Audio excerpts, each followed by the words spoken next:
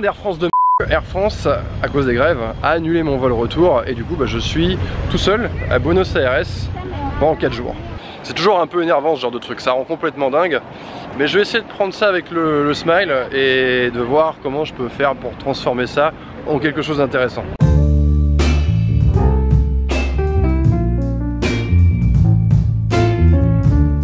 Là on est à Palermo, c'est le quartier branché de Buenos Aires. Ça ressemble au Marais à Paris, ou au quartier de Soho à New York. C'est bourgeois bohème, c'est gai, c'est très coloré, il y a des gens branchés un peu partout. Il y a des vieilles bagnoles, il y a des tags cool. Forcément, il y a des gens qui essayent d'aspirer toute cette coolitude en se prenant en photo un peu partout. Il y a des fringues et encore des fringues. Beaucoup de cafés, des bars, des salles de concert, des restaurants.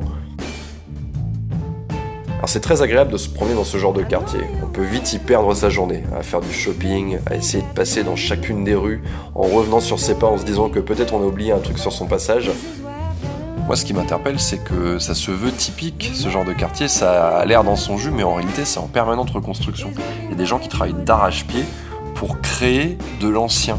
Et c'est une histoire qu'on raconte aux gens parce que c'est dans ce genre d'environnement qu'ils ont envie de dépenser leur argent. Quand on rentre dans les magasins, c'est des vieux trucs, ça sort des marchés aux puces, du grenier de la grand-mère. Nous, on a l'impression comme ça que ça a toujours été comme ça, qu'on est dans un endroit qui a 100 ans, mais en réalité pas du tout, ça a ouvert la semaine dernière. Il faudra un Roland Barthes pour analyser ça parce que c'est super intéressant. Quand on rentre dans un magasin de vêtements aujourd'hui, regardez la décoration. C'est pas des trucs, c'est pas du marbre, on se voit pas dedans, c'est des vieux trucs, c'est du vieux bois vermoulu. Là ça dit quelque chose. C'est important, il faut se poser la question, pourquoi qu'est-ce que ça dit de moi quand je viens acheter dans ce magasin?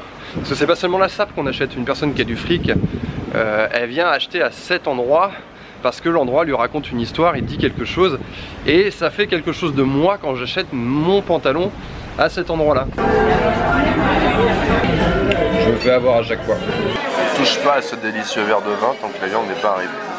Ah bah tiens.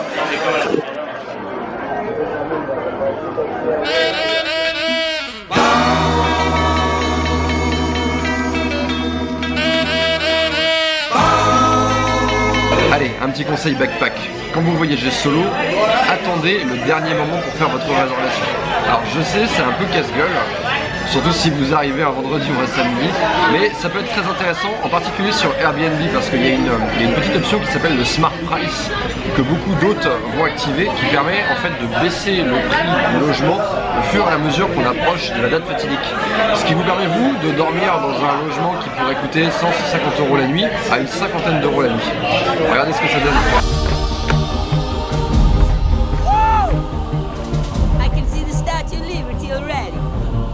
Small, of course. I'm the king of the world! Il y a la dame de la sécurité qui est venue me parler. Je croyais qu'elle allait me dire de remballer, que c'était interdit ou que c'était pas compris dans le prix de mon appart. Mais non, pas du tout. Elle voulait faire la conversation, savoir si tout allait bien. Et elle m'a demandé si je voulais qu'elle remplisse ce jacuzzi qui est derrière. Parce qu'il est vide. Bonjour à vous, je sais que la vie est difficile, je sais que chaque matin, vous devez vous lever et c'est difficile. Vous devez mettre des tartines dans le grille-pain, vous devez sortir le beurre du frigo, vous devez tartiner la tartine. Vous savez, j'étais comme vous moi aussi, j'étais comme vous et moi. Ouais, je me levais le matin et je beurrais mes tartines. Et aujourd'hui, on me beurre mes tartines. Suite à l'achat de cette formation complètement gratuite payante, vous serez en mesure, grâce aux 4 piliers, je dis bien 4 piliers, pas 5, pas 3, 4 piliers, grâce aux 4 piliers, vous serez en mesure, enfin je serai en mesure de payer mes impôts. Ah bah non, je les paye pas, je suis con, j'habite à Malte. 5e pilier, c'est à moi que tu parles, c'est à moi que tu parles, c'est à moi qui parle, c'est à moi que tu parles.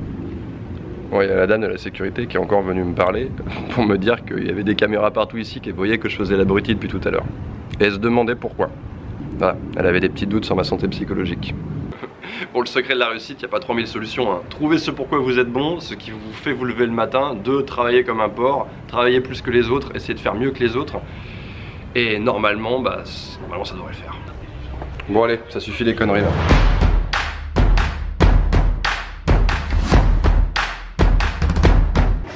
Ça fait du bien ce petit décrassage. Si t'as aimé ce vlog, si t'aimes ce que je fais, like et abonne-toi à ma chaîne, c'est hyper important pour moi. Merci à tous ceux qui me suivent, vous êtes de plus en plus nombreux et ça me fait hyper plaisir. Te envío mucho besos et dis à la prochaine avec un autre vlog sur Buenos Aires.